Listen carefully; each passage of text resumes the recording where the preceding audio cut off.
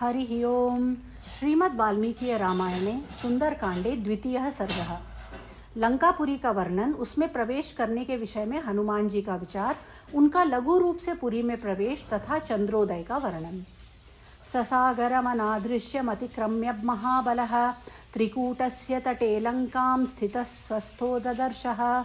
महाबली हनुमान जी अलंघनीय समुद्र को पार करके त्रिकूट नामक पर्वत के शिखर पर स्वस्थ भाव से खड़े हो लंकापुरी की शोभा देखने लगे। ततपादपमुक्तेन पुष्पवर्षेण वीर्यवान अभिवृष्टस्ततस्तत्र बभौ पुष्पमयो हरि। उस समय उनके ऊपर वहां वृक्षों से झड़े हुए फूलों की वर्षा होने लगी। इससे वहां बैठे हुए पराक्रमी हनुमान फूल के बने हुए वानर के समान प्रतीत होने लगे। योजनानां शतं श्रीमान् तीर्त्वा युक्तमविक्रमः अनिश्रवसन् कपिस्तत्र नग्लानीमधिगच्छति। उत्तम पराक्रमी श्रीमान वानरवीर हनुमान 100 योजन समुद्र लांघकर भी वहां लंबी सांस नहीं खींच रहे थे और न ग्लानि का ही अनुभव करते थे। शतान्यहं योजनानां क्रमेयं सुबहून्यपि किं पुनः सागरस्यान्तं संख्यातुं शतयोजनम्। उल्टे वे यह सोचते थे, मैं 100 योजनों के बहुत से समुद्र लांघ सकता हूँ, फिर इस गिने गिनाए 100 योजन समुद्र को पार करना कौन बड़ी बात है। सतु वीर्यवतां श्रेष्ठ प्लवतामपि चोत्तमः जगामवेगवान् लंकान् लंघयित्वा महोदधिम्। बलवानों में श्रेष्ठ तथा वानरों में उत्तम वे वेगवान पवन कुमार महासागर को लांघकर शीघ्र ही लंका में जा पहुँचे। शाद्वलानि च नीलानि गंधवन्ति वनानि च मधुमन्ती च मध्येन जगामनगवन्ति च। रास्ते में हरी हरी दूब और वृक्षों से भरे हुए मकरंद पूर्ण सुगंधित वन देखते हुए वे मध्य मार्ग से जा रहे थे। शैलांश्च तरुसंच्छन्नान् वनराजीश्च पुष्पिताः अभिचक्राम तेजस्वी हनुमान् प्लवगर्षभः। तेजस्वी वानर शिरोमणि हनुमान वृक्षों से आच्छादित पर्वतों और फूलों से भरी हुई वन श्रेणियों में विचरने लगे। सतस्मिन्न चले तिष्ठन् वनान्युपवनानि च सनागाग्रे स्थितां लंकां ददर्श पवनात्मजः। उस पर्वत पर स्थित हो पवन पुत्र हनुमान ने बहुत से वन और उपवन देखे तथा उस पर्वत के अग्रभाग में बसी हुई लंका का भी अवलोकन किया। सरलान् कर्णिकारांश्च खर्जूरांश्च सुपुष्पितान् प्रियालान् मुचुलिन्दांश्च कुटजान् केतकानपि प्रियङ्गून् गन्धपूर्णांश्च नीपान् सप्तच्छदांस्तथा असनान् कोविदारांश्च करवीरांश्च पुष्पितान् पुष्पभारनिबद्धांश्च तथा मुकुलितानपि पादपान् विहगाकीर्णान् पवनाधूतमस्तकान्। उन कपिश्रेष्ठ ने वहाँ सरल, चीड़, कनेर, खिले हुए खजूर, प्रियाल, चिरौंजी, मुचुलिंद, जाम्बीरी नींबू, कुटज, केतक, केवड़े, सुगंधपूर्ण प्रियंगू, पिप्पली, नीप, कदम्बिया, अशोक, छितवन, असन, कोविदार तथा खिले हुए करवीर भी देखे। फूलों के भार से लदे हुए तथा मुकुलित अधखिले बहुत से वृक्ष उन्हें दृष्टिगोचर हुए, जिनमें पक्षी भरे हुए थे और हवा के झोंके से जिनकी डालियां झूम रही थी। हंसकारण्डवाकीर्णा वापी पद्मोत्पलावृताः आक्रीडान् विविधान् रम्यान् विविधांश्च जलाशयान्। हंसों और कारंडवों से व्याप्त तथा कमल और उत्पल से आच्छादित हुई बहुत सी बावड़ियां, भांति भांति के रमणीय क्रीड़ा स्थान तथा नाना प्रकार के जलाशय उनके दृष्टिपथ में आए। संततान् विविधैर्वृक्षैः सर्वतुर्फलपुष्पितैः उद्यानानि च रम्याणि ददर्श कपिकुञ्जरः। उन जलाशयों के चारों ओर सभी ऋतुओं में फल फूल देने वाले अनेक प्रकार के वृक्ष फैले हुए थे। उन वानर शिरोमणि ने वहां बहुत से रमणीय उद्यान भी देखे। समासाद्य च लक्ष्मीवान् लंकां रावणपालितां परिखाभिः सपद्माभिः सोत्पलाभिरलङ्कृतां सीतापहरणात्तेन रावणेन सुरक्षितां समन्ताद्विचरद्भिश्च राक्षसैरुग्रधन्वभिः। अद्भुत शोभा से संपन्न हनुमान जी धीरे धीरे रावण पालित लंकापुरी में के पास पहुंचे। उसके चारों ओर खुदी हुई खाइयां उस नगरी की शोभा बढ़ा रही थी। उनमें उत्पल और पद्म आदि कई जातियों के कमल खिले थे। सीता को हरलाने के कारण रावण ने लंकापुरी की रक्षा का विशेष प्रबंध कर रखा था। उनके चारों ओर भयंकर धनुष धारण करने वाले राक्षस घूमते रहते थे। कांचनेनावृतां रम्यां प्राकारेण महापुरीं गृहैश्च गिरिसंकाशै शारदाम्बुदसन्निभैः। वह महापुरी सोने की 4 दीवारियों से घिरी हुई थी तथा पर्वत के समान ऊंची और शरद ऋतु के बादलों के समान श्वेत भवनों से भरी हुई थी। पाण्डुराभिप्रतोलीभिरुच्चाभिरभि संवृताम अट्टालकशताकीर्णाम पताकाध्वजशोभिताम। श्वेत रंग की ऊंची ऊंची सड़कें तथा पुरी को सब ओर से घेरे हुई थी। श्वेत रंग की ऊंची ऊंची सड़कें उस पुरी को सब ओर से घेरे हुई थी। सैकड़ों अट्टालिकाएं वहां शोभा पा रही थी तथा फहराती हुई ध्वजा पताकाएं उस नगरी की शोभा बढ़ा रही थी। तोरणैकाञ्चनैर्दिव्यैर्लता पंक्तिविराजितैः तदर्श हनुमान् लंकां देवो देवपुरीमिव। उसके बाहरी फाटक सोने के बने हुए थे और उनकी दीवारें लता बेलों के चित्र से सुशोभित थी। हनुमान जी ने उन फाटकों से सुशोभित लंका को उसी प्रकार देखा जैसे कोई देवता देवपुरी का निरीक्षण कर रहा हो।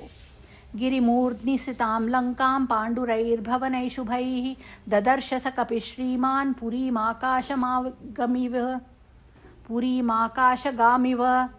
तेजस्वी कपि हनुमान ने सुंदर शुभ्र सदनों से सुशोभित और पर्वत के शिखर पर स्थित लंका को इस तरह देखा मानो वह आकाश में विचरने वाली नगरी हो।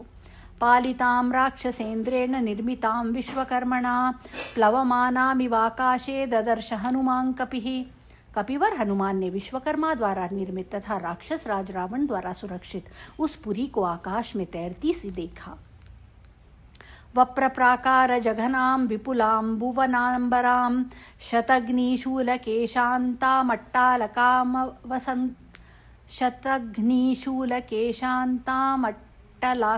अट्टालकावसंवतंसकां मनसेव कृतां लंकां निर्मितां विश्वकर्मणा। विश्वकर्मा की बनाई हुई लंका मानो उनके मानसिक संकल्प से रची गई एक सुंदरी स्त्री थी। 4 दीवारी और उसके भीतर की वेदी उसकी जगह स्थली जान पड़ती थी। समुद्र का विशाल जलराशि और वन उसके वस्त्र थे। शतग्नि और शूल नामक अस्त्र ही उसके केश थे और बड़ी बड़ी अट्टालिकाएं उसके लिए कर्णभूषण सी प्रतीत हो रही थी। द्वारमुत्तरमासाद्य चिन्तयामास वानरः कैलासनिलयप्रख्यं मालिखन्तमिवाम्बरं ध्रियमाणमिवाकाशं मुच्छ्रितैर्भवनोत्तमैः। उस पुरी के उत्तर द्वार पर पहुंचकर वानर वीर हनुमान जी चिंता में पड़ गए। वह द्वार कैलाश पर्वत पर बसी हुई अलकापुरी के बहिर्द्वार के समान ऊंचा था और आकाश में रेखा सी खींचता जान पड़ता था। ऐसा जान पड़ता था मानो अपने ऊंचे ऊंचे प्रासादों पर आकाश को उठा रखा है। संपूर्णां राक्षसैर्घोरैर्नागैर्भोगवतीमिव अचिन्त्यां सुकृतां स्पष्टां कुबेराद्युषितां पुरा दंष्ट्राभिर्बहुभिः शूरैः शूलपट्टिशपाणिभिः रक्षितां राक्षसैर्घोरैर्गुहामाशीविषैरिव। लंकापुरी भयानक राक्षसों से उसी तरह भरी थी जैसे पाताल की भोगवतीपुरी नागों से भरी रहती है। उसकी निर्माण कला अचिंत्य थी। उसकी रचना सुंदर ढंग से की गई थी। वह हनुमान जी को स्पष्ट दिखाई देती थी। पूर्व काल में साक्षात कुबेर वहां निवास करते थे। हाथों में शूल और पट्टिश लिए बड़ी बड़ी दाढ़ों वाले बहुत से शूरवीर घोर राक्षस लंकापुरी की उसी प्रकार रक्षा करते थे जैसे विष्ठर सर्प अपनी पुरी की करते हैं। तस्याश्च महतीं गुप्तिं सागरञ्च निरीक्ष्य सः रावणञ्च रिपुं घोरं चिन्तयामास वानरः। उस नगर की बड़ी भारी चौकसी, उसके चारों ओर समुद्र की खाई तथा रावण जैसे भयंकर शत्रु को देखकर हनुमान जी इस प्रकार विचारने लगे। आगत्यापीह हरयो भविष्यन्ति निरर्थकाः न हि युद्धेन वै लंका शक्या जेतुं सुरैरपि। यदि वानर तक यहाँ तक आ जाएं तो भी वे व्यर्थ ही सिद्ध होंगे, क्योंकि युद्ध के द्वारा देवता भी लंका पर विजय नहीं पा सकते। इमां त्वविषमां लंकां दुर्गां रावणपालितां प्राप्यापि सुमहाबाहुः किं करिष्यति राघवः। जिससे बढ़कर विषम संकटपूर्ण स्थान और कोई नहीं है, उस रावण पालित इस दुर्गम लंका में आकर महाबाहु श्री रघुनाथ जी भी क्या करेंगे। अवकाशो न साम्नस्तु राक्षसेष्व विगम्यते न दानस्य न भेदस्य नैव युद्धस्य दृश्यते। राक्षसों पर साम नीति के प्रयोग के लिए तो कोई गुंजाइश ही नहीं है। इन पर दान भेद और युद्ध दंड नीति का प्रयोग भी सफल होता नहीं दिखाई देता। चतुर्नामेव हि चतुर्नामेव हि गतिर्वानराणां तरस्विनां वालिपुत्रस्य नीलस्य मम राज्ञश्च धीमतः। यहाँ 4 ही वेगशाली वानरों की पहुंच हो सकती है, वाली पुत्र अंगद की, नील की, मेरी और बुद्धिमान राजा सुग्रीव की। यावज्जानामि वैदेहीं यदि जीवति नावच वानवा तत्रैव चिन्तयिष्यामि दृष्टा तां जनकात्मजाम्। अच्छा, पहले यह तो पता लगाऊं कि विदेह कुमारी सीता जीवित है भी या नहीं। जनक किशोरी का दर्शन करने के पश्चात ही मैं इस विषय में कोई विचार करूंगा। ततः चिन्तयामास मुहूर्तं कपिकुञ्जरः गिरे शृंगे स्थितस्तस्मिन् रामस्याभ्युदयं ततः। तदनंतर उस पर्वत शिखर पर खड़े हुए कपिश्रेष्ठ हनुमान जी श्री रामचंद्र जी के अभ्युदय के लिए सीता जी का पता लगाने के उपाय पर 2 घड़ी तक विचार करते रहे। अनेन रूपेण मया न शक्या रक्षसां पुरी प्रवेष्टुं राक्षसैर्गुप्ता क्रूरैर्बलसमन्वितैः। उन्होंने सोचा, मैं इस रूप से राक्षसों की इस नगरी में प्रवेश नहीं कर सकता, क्योंकि बहुत से क्रूर और बलवान राक्षस इसकी रक्षा कर रहे हैं। महौजसौ महावीर्या बलवन्तश्च राक्षसाः वंचनीया मया सर्वे जानकीं परिमार्गता। जानकी की खोज करते समय मुझे अपने को छिपाने के लिए यहाँ के सभी महातेजस्वी, महापराक्रमी और बलवान राक्षसों से आग बचानी होगी। लक्ष्यालक्ष्येण रूपेण रात्रौ लंकापुरी मया प्राप्त कालम प्रवेष्टुं मे कृत्यं साधयितुं महत्। अतः मुझे रात्रि के समय ही नगर में प्रवेश करना चाहिए और सीता का अन्वेषण रूप यह महान समयोचित कार्य सिद्ध करने के लिए ऐसे रूप का आश्रय लेना चाहिए जो आंख से देखा न जा सके, केवल कार्य से यह अनुमान हो कि कोई आया था। तांपुरीं ताद्वशीं दृष्ट्वा दुराधर्षां सुरासुरैः हनुमान् चिन्तयामास विनिश्वस्य मुहुर्मुहुः।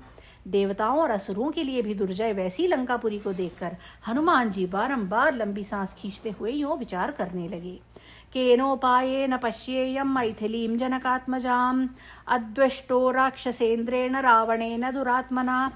किस उपाय से काम लूं जिससे दुरात्मा राक्षस राज रावण की दृष्टि से ओझल रहकर मैं मिथिलेश नंदिनी जनक किशोरी सीता का दर्शन प्राप्त कर सकूं।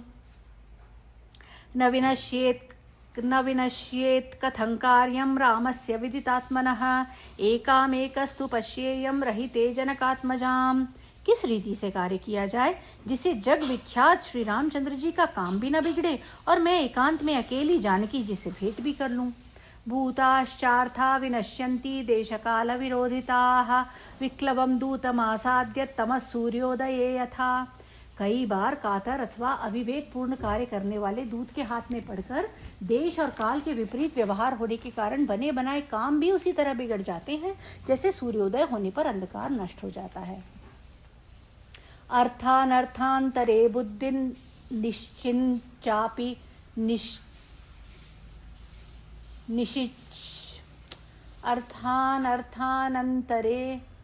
अर्थानर्थानन्तरे बुद्धिर्निश्चितापि न शोभते घातयन्तीह कार्याणि दूता पांडितवानिनः।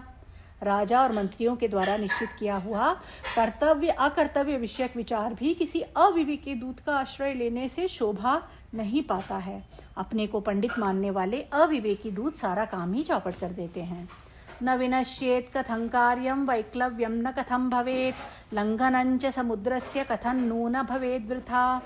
अच्छा, तो किस उपाय का अवलंबन करके स्वामी का कार्य नहीं बिगड़ेगा, मुझे घबराहट या विवेक नहीं होगा और मेरा यह समुद्र का लांघना भी व्यर्थ नहीं होने पाएगा। मयि दृष्टे तु रक्षोभि रामस्य विदितात्मनः भवेद् व्यर्थमिदं कार्यं रावणानर्थमिच्छतः। यदि राक्षसों ने मुझे देख लिया तो रावण का अनर्थ चाहने वाले उन विख्यात नामा भगवान श्री राम का यह कार्य सफल ना हो सकेगा। नहीं शक्यं कचित् स्थातुम् अविज्ञातेन राक्षसैः अपि राक्षसरूपेण किमुत्तान्येन केनचित्। यहाँ दूसरे किसी रूप की तो बात ही क्या है, राक्षस का रूप धारण करने के भी राक्षसों से अज्ञात रहकर कहीं ठहरना असंभव है। वायुरप्यत्र नाज्ञातश्चरेदेति मतिर्मम न ह्यत्राविदितं किंचित् रक्षसां भीमकर्मणाम्। मेरा तो ऐसा विश्वास है कि राक्षसों से छिपे रहकर वायुदेव भी इस पुरी में विचरण नहीं कर सकते। यहाँ कोई भी ऐसा स्थान नहीं है जो इन भयंकर कर्म करने वाले राक्षसों को ज्ञात न हो। इहाहं यदि निष्तिष्ठामि स्वेन रूपेण संवृतः विनाशमुपयास्यामि भर्तुरर्थश्च ह्यास्यति। यदि यहाँ मैं अपने इस रूप से छिपकर भी रहूंगा तो मारा जाऊंगा और मेरे स्वामी के कार्य में भी हानि पहुंचेगी। तदहं स्वेन रूपेण रजन्यां हृस्वतां गतः लंकामभिपतिष्यामि राघवस्यार्थसिद्धये। अतः मैं श्री रघुनाथ जी का कार्य सिद्ध करने के लिए रात में अपनी इसी छोटे रूप से छोटा सा शरीर धारण करके लंका में प्रवेश करूंगा। रावणस्य पुरीं रात्रौ प्रविश्य सुदुरासदां प्रविश्य भवनं सर्वं दृक्ष्यामि जनकात्मजाम्। यद्यपि रावण की इस पुरी में जाना बहुत ही कठिन है, तथापि रात को इसके भीतर प्रवेश करके सभी घरों में घुसकर मैं जानकी जी की खोज करूंगा। इति निश्चित्य हनुमान सूर्यस्यास्तमयं कपिः आचकांक्षे तदा वीरो वैदेह्या दर्शनोत्सुकः। ऐसा निश्चय करके वीरवानर हनुमान विदेह नंदिनी के दर्शन के लिए उत्सुक हो उस समय सूर्यास्त की प्रतीक्षा करने लगे। सूर्ये चास्तंगते रात्रौ देहं संक्षिप्य मारुतः वृषदंशकमात्रोऽथ बभूवाद्भुत दर्शनः। सूर्यास्त हो जाने पर रात के समय उन पवन कुमार ने अपने शरीर को छोटा बना लिया। वे बिल्ली के बराबर होकर अत्यंत अद्भुत दिखाई देने लगे। प्रदोषकाले हनुमान स्तूर्णमुत्पत्य वीर्यवान प्रविवेश पुरीं रम्यां प्रविभक्त महापथाम। प्रदोष काल में पराक्रमी हनुमान तुरंत ही उछलकर उस रमणीय पुरी में घुस गए। वह नगरी पृथक पृथक बने हुए चौड़े और विशाल राजमार्गों से सुशोभित थी। प्रासादमाला विततां स्तंभै कांचन सन्निभैः शातकुंभानिभैर्जालैर्गंधर्वनगरोपमाम्। उसमें प्रासादों की लंबी पंक्तियां दूर तक फैली हुई थीं। सुनहरे रंग के खंभों और सोने की जालियों से विभूषित वह नगरी गंधर्व नगरी के समान रमणीय प्रतीत होती थी। सप्तभौमाष्ट भौमैश्च सददर्श महापुरीं तलैः स्फटिक संकीर्णैकार्तस्वर विभूषितैः वैदूर्यमणि चित्रैश्च मुक्ताजाल विभूषितैः तैस्तै शुशुभिरेतानि भवन अनंत्र रक्षसाम। हनुमान जी ने उस विशाल पुरी को 7 महले 8 महले मकानों और सुवर्ण जटित स्फटिक मणि की फर्शों से सुशोभित देखा। उनमें वैदूर्य भी जड़े गए थे जिससे उनकी विचित्र शोभा होती थी। मोतियों की जालियां भी उन महलों की शोभा बढ़ाती थीं। उन सबके कारण राक्षसों के वे भवन बड़ी सुंदर शोभा से संपन्न हो रहे थे। कांचनानि विचित्राणि तोरणानि च रक्षसां लंकामुद्योतयामासु सर्वतः समलंकृतां। सोने के बने हुए विचित्र फाटक सब ओर से सजी हुई राक्षसों की उस लंका को और भी उद्दीप्त कर रहे थे। अचिन्त्यामद्भुताकारां दृष्ट्वा लंकां महाकपिः आसीद्विषण्णो हृष्टश्च वैदेह्या दर्शनोत्सुकः। ऐसी अचिंत्य और अद्भुत आकार वाली लंका को देखकर महाकपि हनुमान विषाद में पड़ गए, परंतु जानकी जी के दर्शन के लिए उनके मन में बड़ी उत्कंठा थी, इसलिए उनका हर्ष और उत्साह भी कम नहीं हुआ। सपाण्डुरा विद्दमि विमानमालिनीं महार्हजाम्बूनदजालतोरणां यशस्विनीं रावणबाहुपालितां क्षपाचरैर्भीमबलैः सुपालितां।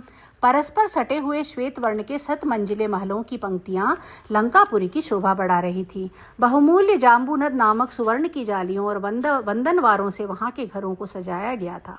भयंकर बलशाली निशाचर उस पुरी की अच्छी तरह रक्षा करते थे। रावण के बाहुबल से भी वह सुरक्षित थी। उसके यश की ख्याति सुदूर तक फैली हुई थी। ऐसी लंकापुरी में हनुमान जी ने प्रवेश किया।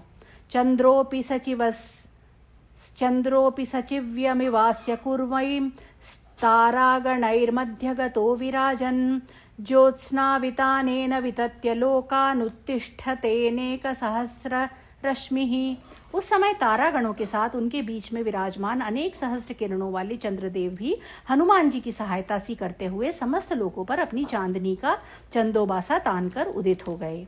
शंख प्रभम क्षीरमृणालवर्णम मुद्गच्छमानं व्यवभासनमानं ददर्श चंद्रम स कपिप्रवीरप पोप्लुयमानं सरसीवहंसम्। वानरों के प्रमुख वीर हनुमान जी ने शंख की सी कांति तथा दूध और मृणाल के से वर्ण वाले चंद्रमा को आकाश में उस प्रकार उदित एवं प्रकाशित होते देखा मानो किसी सरोवर में कोई हंस तैर रहा हो। इत्यार्षे श्रीमद् रामायणे वाल्मीकि आदि काव्ये सुंदरकांडे द्वितीयः सर्गः।